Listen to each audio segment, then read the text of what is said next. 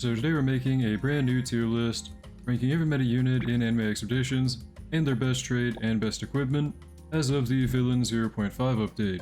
Keep in mind these rankings are just my own opinion, but I still hope you find the video helpful. If you do, maybe leave a like or subscribe. But anyways, let's get into it.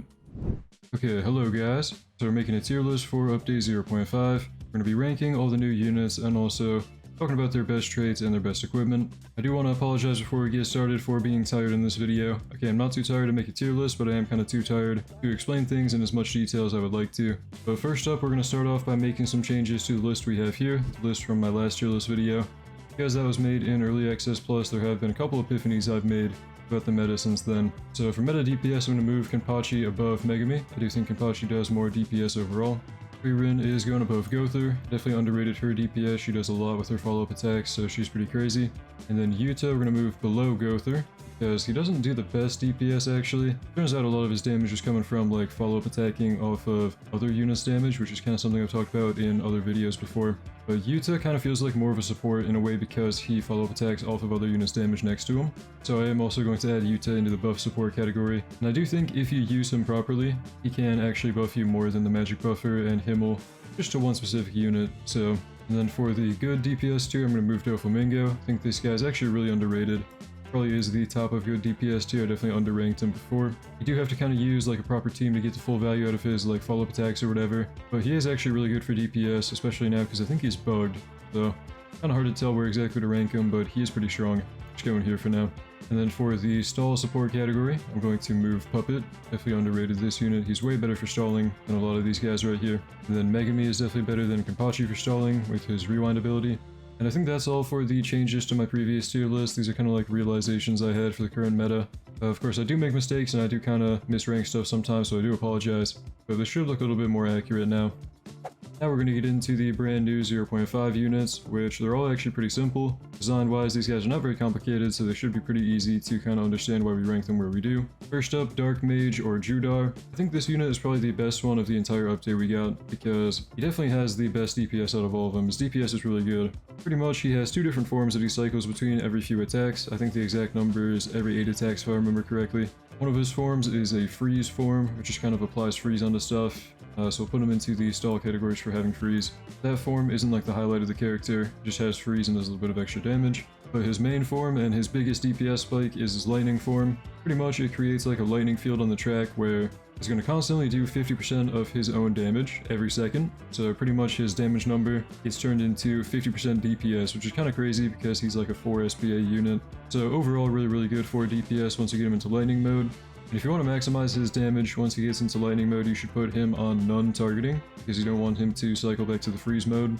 Now the big secret unit Itachi, I think this is probably the second best unit of the update. He's not horrible, his DPS is actually pretty good, but overall he is pretty underwhelming, because like there are just kind of better dark units to use in the meta right now. I wish they made him fire element, but pretty much he has black flame, so that's doing like 2 times his damage, but over 12 different ticks, so it kind of takes a long time, 12 seconds of burning. And aside from black flame, he's really good for shield breaking, and he has this effect that he applies onto stuff, which is pretty much like a mark he puts on them.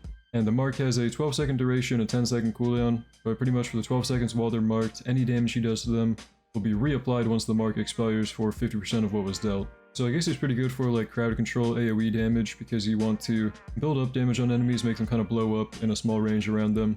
And so, you know, the enemies kind of get nuked whenever the duration runs out. Overall though, his DPS is just kind of okay. He's definitely a meta DPS unit, but barely hanging into the top 5 in my opinion, maybe even like arguably lower than Puppet. I'd put him right here. Grimmjow, Razorjaw Hunter. I think I'd put this guy probably into like the lower half of meta DPS, I think. Because he's not as bad as like most people think, including myself when I first saw him. His damage numbers look pretty low because he's like a crit unit, so you don't really want to focus on his damage, you want to focus on his crit rate, crit damage. And crit in this game is really strong, so he actually does some pretty good DPS if you build him properly, which, you know, we'll talk about later in this video.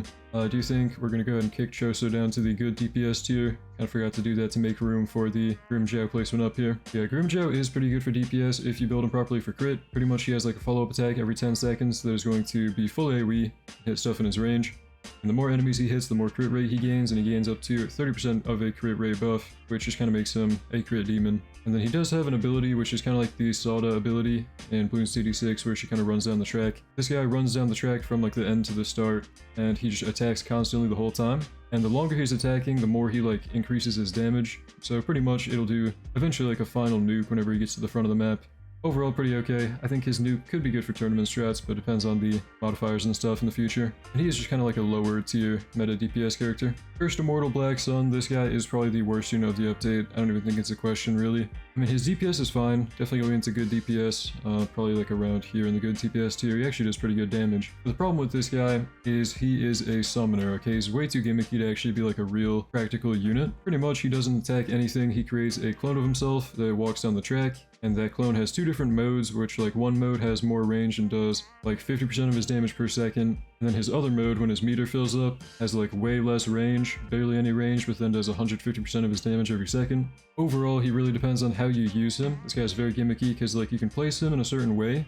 Pretty much his clone like spawns at the end of his range and walks to the other end of his range. So you can place him towards the front of the track to where like he spawns at the very front and immediately gets deleted at the front as well. So there's ways to kind of make him do good DPS, and like he's really good for, I guess, insta-killing, wave skipping. Might be a tournament strat later if there's like a dark buff or something. You can use him to just kind of insta-kill enemies, but overall he's just kind of a gimmick unit, and his DPS is really good if you use him properly, but it does depend on the map as well.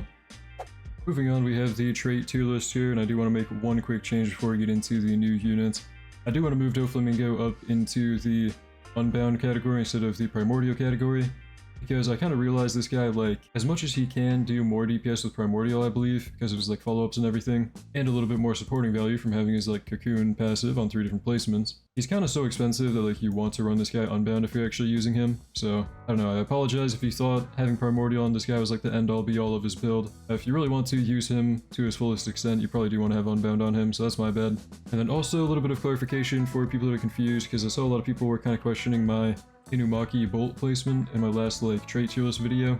Pretty much this guy can go either into the range category or the bolt category. In my personal experience, it is kind of more often than not that you want to build him for SPA and bolt, but then in some rare cases in like tournaments and stuff where there's like a boss modifier and you don't have as many enemies spawning in, you can want to build him on range sometimes to kind of take advantage of his stun passive, so really it's either or with Inumaki. Whichever one you roll first, go for either bolt build or range build. Personally, I like to use the bolt build, and his equipment will kind of reflect that he's using an SPA build. Then getting into the brand new units here, we have Grimmjow. Grimmjow is definitely going into the Forsaken category because this is a crit unit. You can build this guy Unbound, it's not horrible. His damage is pretty good with Unbound, especially for his like ability and stuff. But overall, if you want to get the most DPS out of this guy, you do actually want to run Forsaken on him because he is very heavily crit based, and you want to kind of be milking his crit rate, crit damage. Dark Mage, you want to build this guy Unbound because he is a 2 placement, and his passives are very important that you scale off his raw damage number. So pretty much all you want to run in this guy is Unbound. You can maybe sometimes make the case for Forsaken because his Ball of Lightning passive, whatever, his electric form can crit, his like constant DPS can crit. So if you're running a certain tournament where like water's buffed and you really just want to play into crit RNG, maybe you could run Forsaken on this guy and just pray that you crit every single attack, and it would probably outperform Unbound. But for overall rankings and like what I recommend rolling on this guy, definitely Unbound all the way. It's like his best trait by far. And then Itachi, okay, this one's kind of deceiving because like you'd think that a dot unit would want Draconic, obviously, because he has so much burn.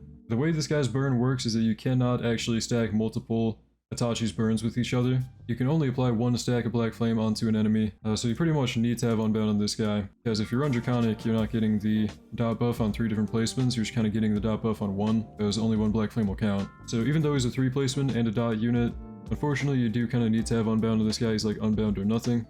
Cursed Immortal Black Sun, I don't even know with this guy, okay? Like, if you use this gimmicky unit, I suppose you want Unbound because his damage does matter for like just kind of insta-killing stuff. If you want to kind of play into his gimmick of just spawn killing and wave skipping, you want to one-shot stuff as fast as possible. But like, do I personally think you should roll Unbound on this guy?